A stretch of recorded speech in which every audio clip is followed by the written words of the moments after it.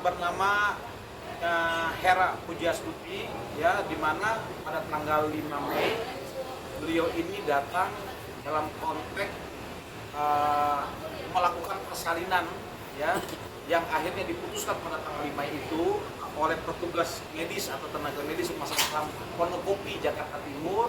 Itu dilakukan operasi sesar, ya. Tentunya dalam prosedural kesehatan atau tindakan medis itu wajib dilakukan awal penanganan atau penanganan dini, ya, sebelum dilakukan operasi sesar, ya. Itu dilakukan dengan contohnya dilakukan infus, ya, di anggota tubuhnya tentunya dari klien kami itu untuk dipastikan mendapatkan asupan yang cukup sebelum adanya tindakan operasi sesar, ya. Dan itu dilakukan infus pertama kali saat masuk ke ruang IGD, ya, itu di sebelah kiri pergelangan tangan kiri. Setelah itu maka tentunya diobservasi untuk dilakukan segera, ternyata bukan dengan cara normal tapi dengan cara persalinan operasi sesar. Maka pada pukul kurang lebih di medio pukul 9, pukul 10 dilakukan operasi sesar atas persetujuan dengan suaminya, dari pihak suaminya, ya. Dilakukanlah operasi sesar sampai kurang lebih 2 atau 3 jam, ya. Medio 2 sampai 3 jam, kurang lebih selesai pukul 12. Tentunya operasi sesar ini kategorinya adalah operasi besar yang diberikan kadar infus dengan tingkat yang tidak terlalu, yang sangat tinggi lah, ya. Ya, sadarnya tidak sadar lah, maka dilakukan operasi besar kategorinya seperti itu. Nah, klien kami ini setelah dioperasi sesar di medio 1 sampai 2 jam pasca operasi sesar dipindahkan ke ruangan masih dalam kondisi tidak sadarkan diri akibat bius. Setelah dia bangun dan tersadarkan atas bius, ya, sadar diri, itu kurang lebih jam 1-an merasa sesak nafas, ya. Maka setelah itu tindakan keluarganya segera menghubungi pihak tenaga medis Rumah Sakit Islam Pondokopi untuk segera dilakukan penanganan. Ada apa ini? Yang akhirnya di pemeriksaan oleh tenaga medis Rumah Sakit Islam Pondokopi ini adanya shock. Lalu mereka meminta proses penanganan ini dimasukkan ke ICU, ya, untuk dilakukan penanganan medis dengan cara memasukkan ventilator, ya, pada pukul kurang lebih masuk pada pukul jam 9 malam di tanggal 5 Mei 2025, gitu loh. Nah, kemudian tanggal 9, pukul 9 itu kurang lebih diminta persetujuan untuk dilakukan penanganan lanjutan, ya. Akhirnya pihak keluarga tentunya menyetujui karena ini proses yang masyarakat umum tidak memahami, ya, untuk bisa mendapatkan tindakan medis yang cepat demi keselamatan si pasien. Tentunya pihak keluarga menyetujui. Akhirnya dilakukanlah penanganan itu di ruang operasi, ya, dimasukkan ventilator, dan itu selesai pada pukul 3 atau 4 jam, ya. Karena apa? Di ruang ICU itu tidak boleh siapapun masuk, termasuk keluarganya. Maka saat itu, ya, suami dari klien kami, pasien korban ini, itu menunggu di ruang luar, ya, di ruangan ICU tersebut, gitu, ya. Kemudian mereka klien kami ini tersadarkan diri pada pukul 3 subuh, masuk di jatuh tanggal 6 Mei 2025 atau hari Selasa pagi, Selasa dini hari. Mereka sadarkan diri, klien kami Hera ini, dan merasakan sakit luar biasa di pergelangan tangan kiri, di mana saat merasakan sakit yang luar biasa, jarum infus itu masih tertanam yang dilakukan oleh tenaga medis Rumah Sakit Islam Pondokopi Jakarta Timur. Oke, saat terbangun dari sadarnya, klien kami ini kaget. Karena apa? Tidak bisa bicara karena ada ventilator atau selang masuk ke dalam mulut. Oke, kemudian tangan kedua belahnya atau tangan kiri dan tangan kanan itu diikat, ya, oleh petugas medis tentunya, ya, dan dia memberontak lah, ya, atas sadarnya siumannya tadi. Dia baru memberontak bagaimana bisa cepat ini, saya sakit sekali, klien klien kami ini. Ya, akhirnya datanglah petugas medis ya pada pukul 3 subuh kalau tidak salah keterangan dari pihak klien kami itu, dan disampaikan keluhan yang luar biasa ini. Jawaban dari petugas medis Rumah Sakit Islam Pondokopi Jakarta Timur bahwasannya menunggu dokter di jam pagi. Ya, maka jawaban itu mau tidak mau ya klien kami Hera ini tidak memiliki kewenangan dan kuasa apapun dalam kondisi yang terikat ya dalam penanganan ventilator bagaimana gitu loh, dan dia menahan rasa sakit itu yang luar biasa sampai jam 8 ya. Awal rasa sakit itu tadi pun itu tidak diketahui oleh pihak keluarga. Rasa sakit itu pun tidak disampaikan oleh tenaga medis kepada pihak keluarga. Keluarga itu tahu saat jam kunjungan di ruang ICU di jam 8 pagi tersebut. Datanglah masuk suami dan tante dari pihak klien kami Hera yang menyampaikan kembali bahwasanya tangan saya sakitnya luar biasa. Dan saat menyampaikan keterangan itu, klien kami sudah merasakan, sudah melihat secara fisik, ya itu sudah memerah, sudah membengkak. Ya akhirnya keluarga klien kami itu memaksa cepat dilakukan tindakan bagaimana ini, karena tidak mengerti kan. Datanglah petugas medis atau tenaga medis Rumah Sakit Islam Pondokopi, ya yang pada akhirnya mereka mencabut jarum infus yang tertanam di pergelangan tangan kiri dari klien kami ya. Singkat ceritanya, proses pencabutan jarum infus di pergelangan tangan kirinya pada tanggal 6 sampai tanggal 8 mengalami perubahan yang luar biasa. Berubahnya luar biasa, membengkak, membiru, ya, kemudian tidak berfungsi dan rasa sakit nyeri yang luar biasa yang dirasakan oleh klien kami. Dalam tempo waktu tanggal 6, tanggal 7, tanggal 8, selama proses waktu yang kami sampaikan dalam visual ini tidak ada penanganan yang serius dan tanggap dari pihak Rumah Sakit Islam Pondokopi. Karena dalam proses pelayanan tindakan medis ada namanya golden period atau period of time. Ya, karena kecepatan tanggapan dari pihak rumah sakit atau pelayanan medis tenaga medis dengan cepat dapat membantu menyelamatkan pasien. Ini golden period yang betul-betul mereka abaikan. Ya, kenapa muncul ini? Yang akhirnya pada tanggal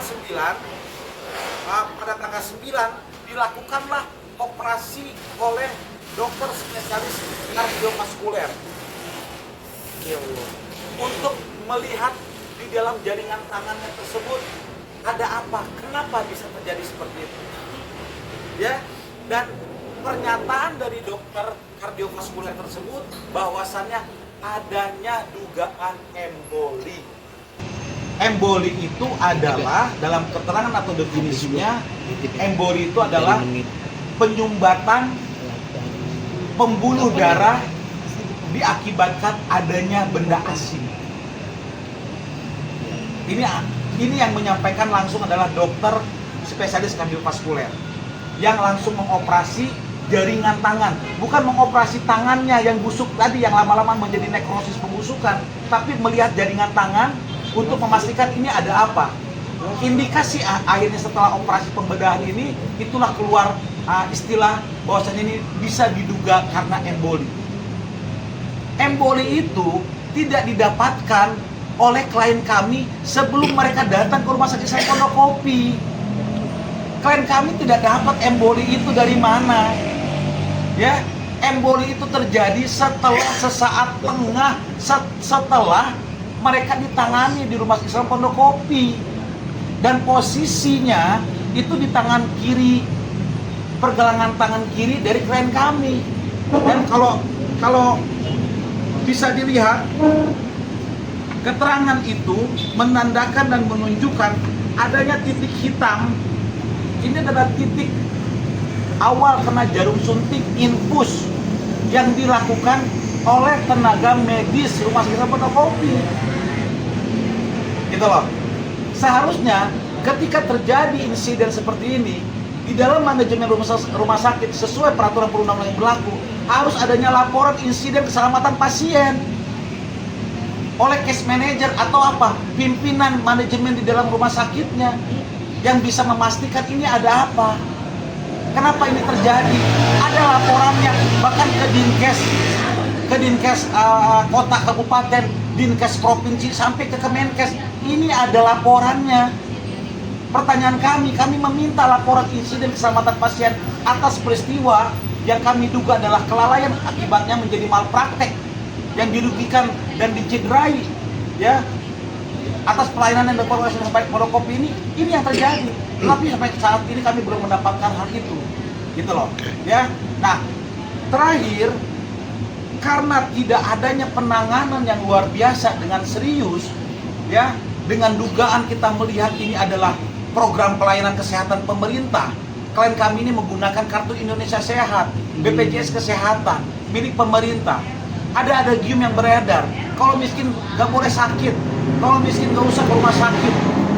Ini bukti nyata paradok pelayanan kesehatan di Indonesia. Bahkan ini pelayanan kesehatan di ibu kota negara Indonesia, Jakarta.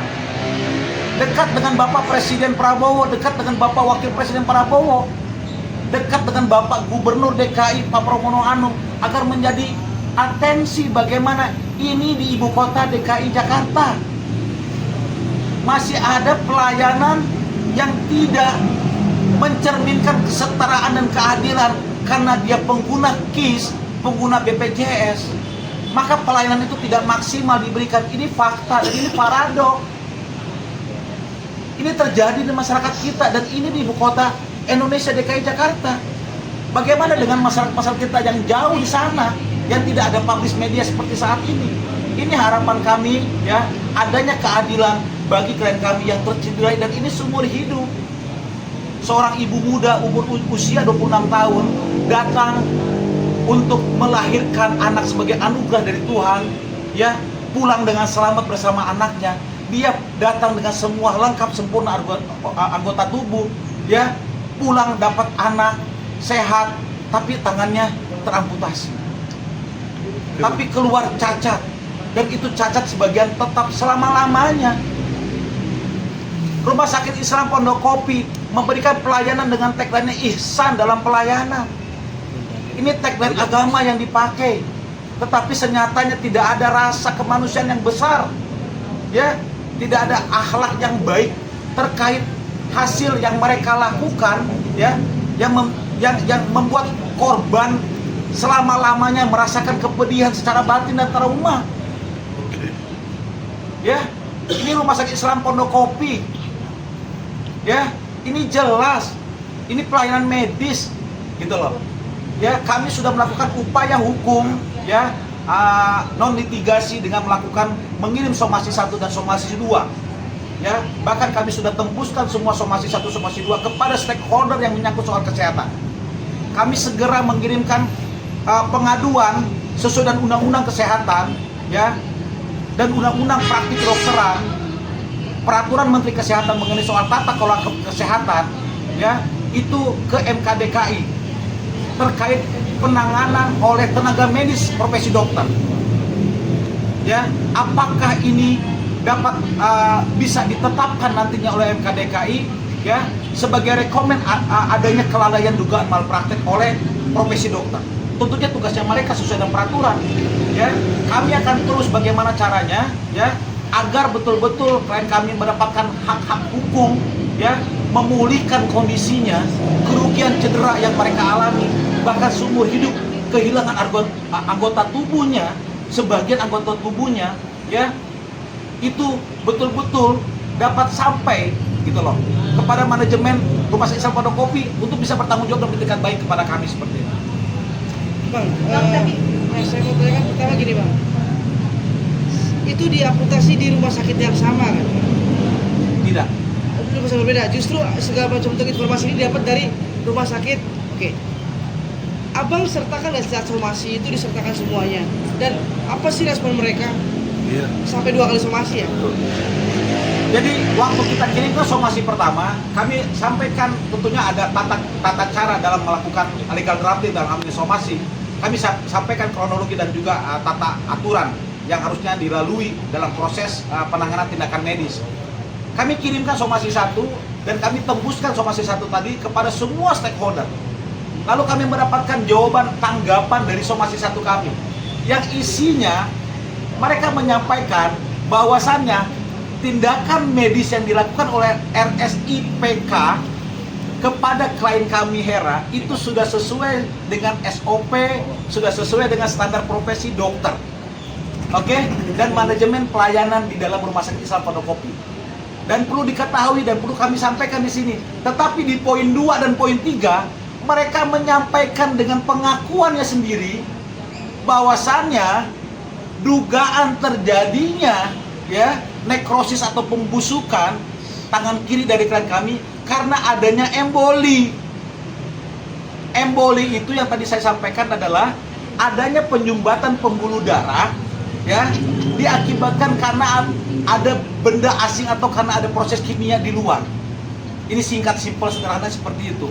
Dengan tambahan pernyataan jawaban mereka dengan kurung force major garis miring unpredictable setelah dilakukan operasi sesar dari klien kami.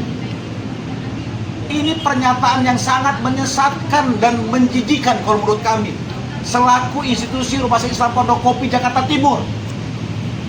Anda menyampaikan di poin 1 sesuai SOP, tetapi argumentum contrario Anda menyampaikan di pernyataan selanjutnya ini karena emboli dengan penegasan force major. Kami ulang, kami jawab di somasi 2. Kalau Anda menyampaikan argumentum contrario lalu Anda menyampaikan itu karena force major unpredictable, tunjukkan kepada kami laporan insiden keselamatan pasien. Kalau Anda menetapkan itu adalah force major dan atau unpredictable, buktikan kepada publik, khususnya kepada kami selaku korban, ya, bahwasannya itu betul emboli terjadi karena penanganan saat di Rumah Sakit Islam Pondokopi dan terjadinya emboli karena force major unpredictable, dan wajib pihak Rumah Sakit Islam Pondokopi Jakarta Timur melampirkan laporan insiden keselamatan pasien yang wajib mereka lakukan sesuai dengan peraturan Menteri Kesehatan, dikirimkan kepada Dinkes Kota Kabupaten, dikirimkan kepada Dinkes Provinsi DKI Jakarta, dan dikirimkan kepada Kemenkes pada saat terjadinya itu. Itu poin kita. Poin-poinnya berarti dia mengakui, Pak. Mengakui. Iya dong. Ketika dia bilang di SOP, ini mengakui satu sisi kan? Argumentum contrario. Oke. Setelah Bang kasih somasi kedua, jawabannya sama sekali apa? Ada gak etikat baik untuk? Karena apapun itu tidak akan pernah mengembalikan lagi tangan itu ya, Bang? Apa jawabannya? Jawabnya di akhir kalimat tidak ada. Tidak ada itikat baik apapun, tidak ada rasa penyesalan dan pengakuan apapun bentuknya secara lisan dan ataupun undangan klarifikasi, itu tidak ada. Sampai kami kirimkan terakhir somasi kedua. Bang, kalau boleh tahu itu kejadian kapan, di bulan apa dan sampai kapan, Bang? Mulai terjadinya masuk klien kami itu di tanggal 25 Mei, tanggal 5 Mei 2025 hari Senin pagi. Dan keluar dari Rumah Sakit Islam Pondokopi karena dugaan pembiaran, pembantaran, pengabaian tindakan medis yang tidak dilakukan dengan sebaik-baiknya oleh Rumah Sakit Islam Pondokopi. Akhirnya klien kami dengan keluarganya inisiatif meminta rujukan pindah rumah sakit. Di dalam jawaban tanggapan somasi kami, Rumah Sakit Islam Pondokopi menyampaikan dalam kalimatnya, itu bukan inisiatif keluarga, tetapi rujukan itu atas kewenangan dan atau prosedural dari rumah sakit. Pertanyaan kami jawab di dalam somasi kedua.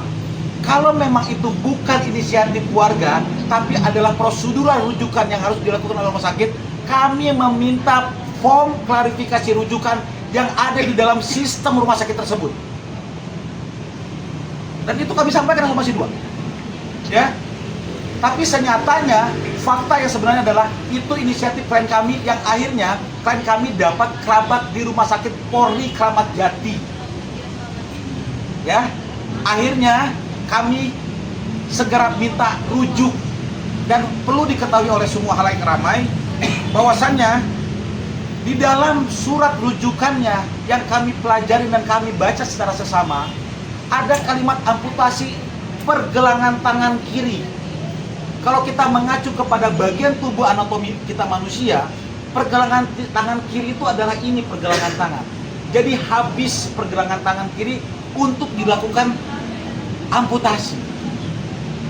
Itu dari Rumah Sakit Islam Pondokopi, Jakarta Timur. Akhirnya kami dapatlah rujukan tadi dan kami dikirimkan ambulan untuk diantarkan ke Rumah Sakit Polri Kramat Jati. Sampai di Rumah Sakit Polri Kramat Jati di bagian IGD, langsung klien kami ditangani dengan maksimalnya luar biasa. Langsung dihubungkan dengan dokter kardiovaskuler, ya, yang kebetulan dokter tersebut yang menangani saat ini dan merawat dan memulihkan kondisi pergelangan tangan kiri dari klien kami. Ya, setelah 1 malam klien kami itu dipindahkan di Rumah Sakit Polri Kramat Jati, paginya seorang dokter yang bagi kami luar biasa kebaikan dan kemuliaannya, ya, memeriksa langsung dengan spesialis kardiovaskuler, ya, di Rumah Sakit Polri Kramat Jati, langsung memeriksa dan menangani langsung dengan waktunya cukup lama. Salah satunya tindakannya membersihkan semua sesuatu hal, ya, yang terjadi di dalam tangan tersebut, dan kami sudah dokumentasikan itu semua. Ya, akhirnya apa? Ya, dokter spesialis tersebut dengan kebaikannya luar biasa, ya, kami sangat memuji dan menghormati dan mengucapkan terima kasih dari pihak keluarga klien. Apa? Beliau mengajukan diri untuk segera pindah dirawat dan dilakukan operasi di Rumah Sakit Eka Hospital Harapan Indah Bekasi, di mana beliau dokter praktik juga di sana, dan beliau menyampaikan bahwasannya klien kami dijamin tidak ada biaya apapun. Tuhan Maha Baik atas peristiwa ini untuk klien kami, yang akhirnya klien kami berangkatlah malam itu, ya, dapat rujukan, tinggallah dia sampai di Eka Hospital pukul 8 malam pada hari yang sama. Pukul 9 lewat dilakukanlah operasi, menyampaikan dokter spesialis tadi bahwasan dokter tadi memberikan maksimal untuk tidak sampai dalam mengamputasinya di pergelangan tangan semuanya. Ya, dokter tadi memberikan statement kepada keluarga klien kami, saya akan memaksimalkan, semoga tidak semua pergelangan tangan kiri Ibu Hera klien kami ini yang diamputasi. Saya akan maksimal membantu bisa memaksimalkanlah, ya, tetap adanya organ tubuh tadi. Dan alhamdulillah operasi itu berhasil, ya, oleh dokter spesialis yang tidak perlu saya sebutkan, ya, di sini karena itu kode etik beliau, ya, itu berhasil operasi tadi, dan akhirnya tangan klien kami dapat dioperasi di rumah sakit dengan hanya ruas-ruas jarinya saja. Ya, ini tindakan dokter spesialis kardiovaskuler di Eka Hospital Harapan Indah Bekasi, dan kami mengapresiasi luar biasa. Dan perlu masyarakat tahu secara umum, ternyata Eka Hospital melalui dokter spesialis tersebut memberikan jaminan atau memberikan perawatan pemulihan pasca operasi sampai sekarang gratis, ya. Dan itu langsung dokter tersebut langsung yang menangani pemulihan itu sampai saat ini. Ini kami mengucapkan, tentunya mewakili keluarga klien, berkali-kali mengucapkan rasa beribu-ribu terima kasih kepada pihak Eka Hospital, ya, Harapan Indah Bekasi, dan juga khususnya dokter tersebut, ya, yang telah membantu, ya, memulihkan, dan ini gratis dari proses pertama operasi sampai pemulihan yang sudah waktunya cukup lama, gitu loh. Dan kami bersyukur atas tindakan medis dari dokter tersebut. Rabu Juli awal kemarin adanya perubahan yang signifikan, di mana pembuluh-pembuluh darah yang dulunya busuk itu sudah mulai memerah. Dalam arti indikasinya secara medis sudah ada jaringan-jaringan baru yang hidup, gitu loh. Dan itu adalah rasa syukur kita yang luar biasa, meskipun sekali lagi tidak bisa mengembalikan organ tubuh gratis yang Tuhan kasih akibat dugaan kelalaian malapraktik yang dilakukan oleh Rumah Sakit Islam Pondokopi Jakarta Timur seperti itu. Tentunya semua dalam proses penanganan tindakan operasi itu pasti adanya observasi dulu bagi semua pasien siapapun dia, apakah ada pemeriksaan tekanan darah, kan gitu ya, apakah ada konsultasi atau pemberian informasi dari pasien bahwasanya saya ada masalah A, saya ada masalah B. Itu adalah SOP, Mbak. Tapi senyatanya penanganan operasi tindakan sesar tersebut tandanya apa? Sudah dilakukan penanganan awal, maka dinyatakan boleh atau dinyatakan normal, sah lah gitu ya untuk dilakukan operasi sesar. Ini kan sudah ada penanganan awal oleh Rumah Sakit Islam Pondokopi tentunya.